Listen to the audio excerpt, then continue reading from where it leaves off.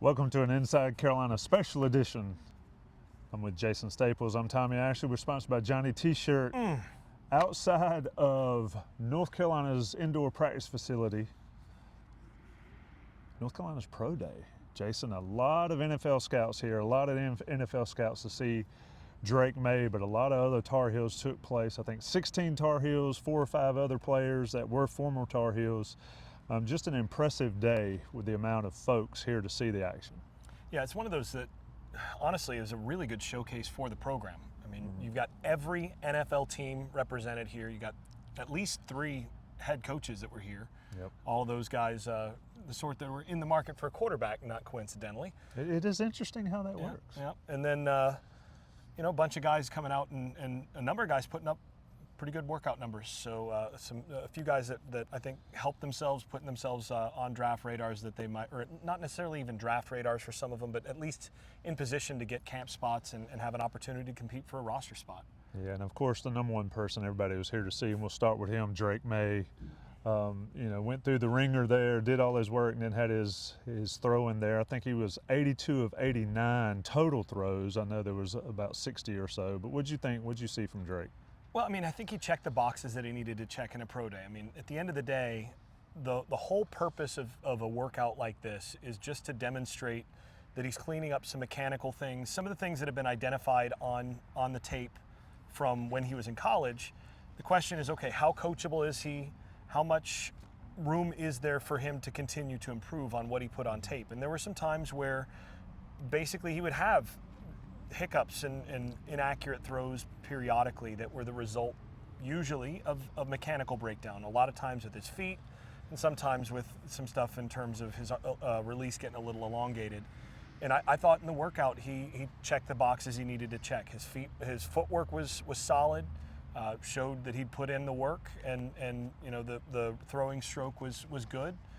He had, by my count, like you said, 5 missed throws through the whole workout. And I think one of the things that I was talking actually with someone afterwards, and one of the things that it's hard to understand for people outside the NFL bubble on this, but these guys aren't coming in and grading on the basis of percentage of completions on a pro day. They're looking, first of all, at those mechanics, and then second of all, when you miss a throw, how do you respond on the next one? Mm-hmm. And that was something I was paying close attention to. And when you saw him miss a throw, you saw him, he didn't make 1 into 2. He immediately came back and took care of business, made the throw the next time. And I like one of the things that they did. They had a 60 throw full session set up. And on the 5 throws that he missed, when he missed it, they threw that route back in, the same throw back in 3 or 4 throws later, and he knocked it down each time, which again is what they want to see. Is this somebody that is going to be able to respond when things don't go well on game day? And I think he checked that box as well. Yeah, and I think what you saw here in person, and if you watched it on TV, they put him in all sorts of situations. They had a rusher get in his face, make him roll out, make him throw those all-platform throws. And Drake talked about it in the post-game or post-session interview where he talked about, that's the strength of my game. I want people to see that, and I want them to be able to do that. He threw the deep ball. It was interesting, the wide receivers he chose. Obviously, Tez Walker was one of those. He threw to Amarion Hampton. British Brooks was out there. Nate McCullum, I believe. Jordan Shipp, a name for North Carolina fans to pay attention to in 2024, I think, and certainly beyond. But just a lot of different guys out there that he was able to connect with. Bo Corrales, another one. We'll talk about Bo in a minute, a former Tar Heel. But just they put him through all the throws that he needs to be able to throw on the next level. He threw most of them in college, but it was an interesting way to sort of showcase his skills. Yeah, and pro days, if everybody's just throwing from a stable base and a standard drop and all that, you expect guys to make every throw perfectly, essentially. But that's not what these teams want to see.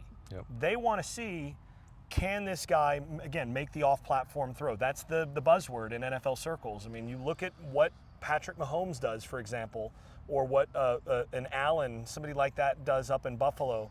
These guys are who they are, partly because when things break down or whatever, and things are not perfectly right, they continue to hit their spots. They put the ball in the right spaces.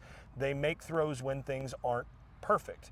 And I think that's part of the design of the way that they scripted this pro day.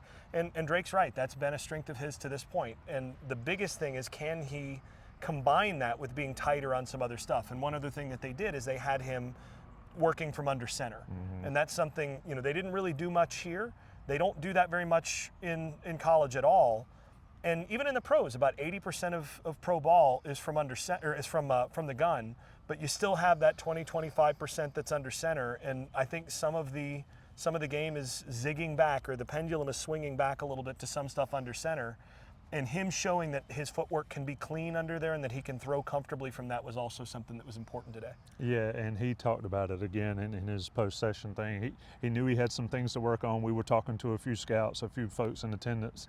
They wanted to see, had he cleaned up the footwork, had he shortened his long throwing motion, and I think that's what he's really concentrated on in the last several months, getting ready for this. Drake talked about after the session that he'll meet with all 30 teams again. He'll go through these. He said he may throw some more. So a lot more to come from Drake Maye. Interesting to what you said early, the 3 head coaches that were here, all in the market for a quarterback, and certainly Drake is high up the list. Rank him how you will. I think what we saw today is Drake doesn't care where he goes. He's bent on making sure that whichever team chooses him will enjoy the pick, and that'll be something to watch. Another guy, and it's not a Carolina guy from recent times, and I mentioned him earlier, Bo Corrales. I mean, we talk about the opportunity to make money for players. They have contract years in college. They have contract years in the pros. Today was a money-making day for Bo Corrales, and folks that follow North Carolina football certainly remember Bo at North Carolina. He had some success. He had some injury issues before he transferred out, but Jason, I thought he looked really, really good. Yeah, he put on a show, to be honest. I mean, athletically, he checked all the boxes. A 37-plus vertical, and I can't remember if it's 37 or 37 and a half, but 37 vertical. I had him at 4.56 on my stopwatch. I know a couple other scouts did. Another scout had 4.60. So somewhere in the 4.5 range, up to maybe a 4.6 for the 40. And at his height and weight, that's excellent. 4.23 short shuttle time was what I heard. And then he went up and made a couple of grabs in the throwing session. There was one where Drake kind of missed just a little bit in the strike zone, and he went up and had the most impressive catch of the entire session and looked the part. I mean, he's in there with Tez Walker, who obviously is going to go reasonably early in the draft. And if you came in here and you asked, and people didn't know who these guys were, and you asked them, okay, based on what you saw in here, which guys are going to be drafted, he might have been one of those guys. Now, he doesn't have the film from college because of all the injuries and things that he had, but he looked fully healthy, and if he gets a clean bill of health, he's a guy that is going to have an opportunity to make an NFL roster, especially since he also proved that he can play special teams, and that's going to be really important at the next level as well. So, yeah, I think he made himself some money and earned himself at least a camp invite and an opportunity to get his foot in the door. Yeah, we had the opportunity to speak with Bo afterwards, and very gracious of being able to come back and be a part of this. If you want to have your pro day and you're a guy that is on a borderline draft person, you want to be able to perform in front of 32 teams, and if certainly he had that opportunity. So he is certainly, and he said he's healthy. He's as healthy as he's ever been. And he regretted or was sorry for the time at North Carolina that he couldn't be healthy to help the team, but yeah, he's come back with a vengeance. Let's talk a little bit about Tez Walker. Obviously, he's going to flash the speed everywhere you go. He ran some shuttles here today. Just what did you see from him, and what makes him probably a 2-3, round 2 or 3 or somewhere in that area. Not going to be a first-round guy. There's too many good wide receivers. But Tez has certainly got some skills, and he was certainly, as he spoke about afterwards, living his dream, being able to do all this. Yeah, so I thought today was a little bit up and down for him. His 3-cone was not great, and it displayed a little bit of the hip tightness and some of that is a question mark in his game at this stage. At the Senior Bowl, he had a little trouble getting off of press coverage. He's one of those guys, though, where if you don't get your hands on him, he's going to run by you. And there were a couple of those where once they got into the throwing session, man, that speed just flashes at you. Yep. And he caught everything. There was one ball that was behind him that was one of the 5 that Drake really missed. And everything else, nothing hit the ground. And that for him was also a thing that I think mattered here. The athleticism is not in question in terms of the burst, the explosion, the straight speed.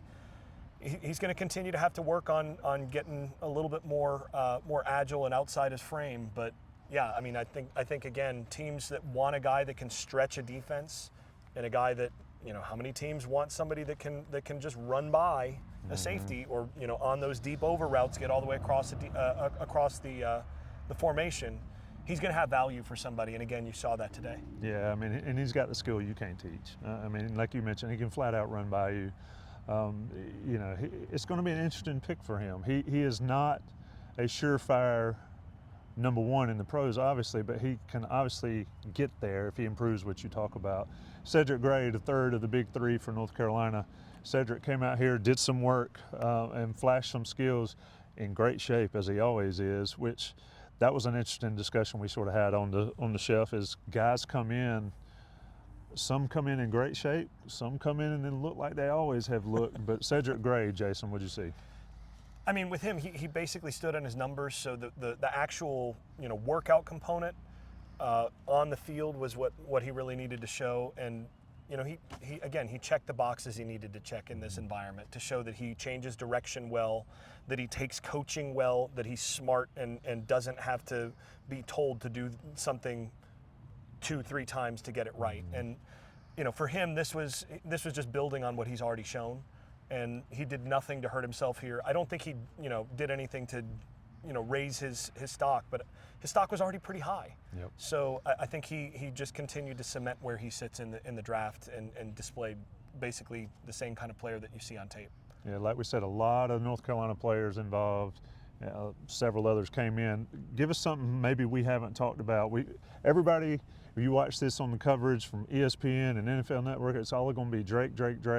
But a lot of guys out here trying to make their name for themselves. We already talked about Bo Corrales. What else did you see that maybe stood out for you?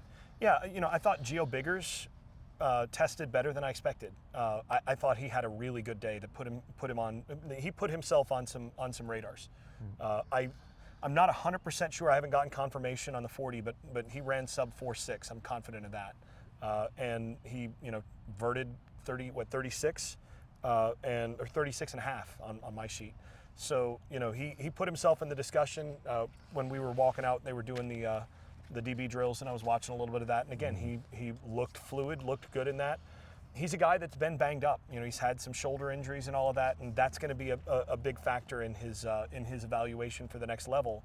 But again, he's another guy that I think put himself firmly on the radar to get a comfortable camp invite, and he's going to have some opportunities. He's going to have some choices in terms of where he wants to go to give himself an opportunity. And so he's another guy. I thought also British Brooks, we've known that guy is absolutely put together. He has worked his body into great shape, and all that showed here. But the change of direction drills looked excellent. He ran well, and he verted 37. So those are guys that, as far as I was concerned, really stood out as well in terms of guys that probably earned themselves a camp invite, if not more, as a result of what they did today.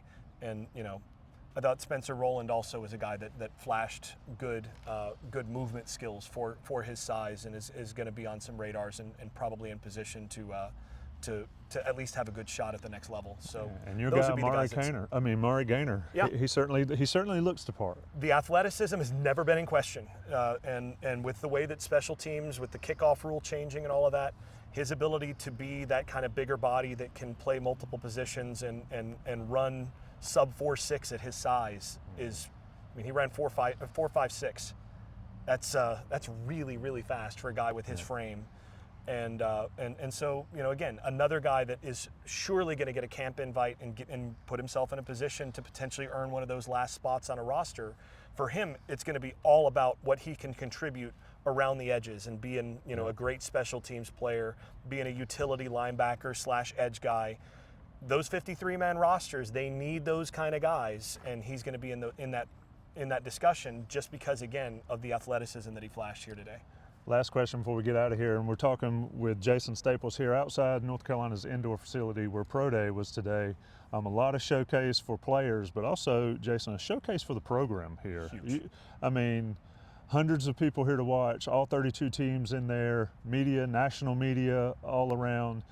I mean, Mack Brown was there, obviously, all the coaching staff, and a lot of former players, Mike Carter, Devontez Williams, a ton of guys like that. John Lilly, my old coach. John Lilly here, I mean, doing his thing. And like I said, just a showcase for the program to be able to have this opportunity.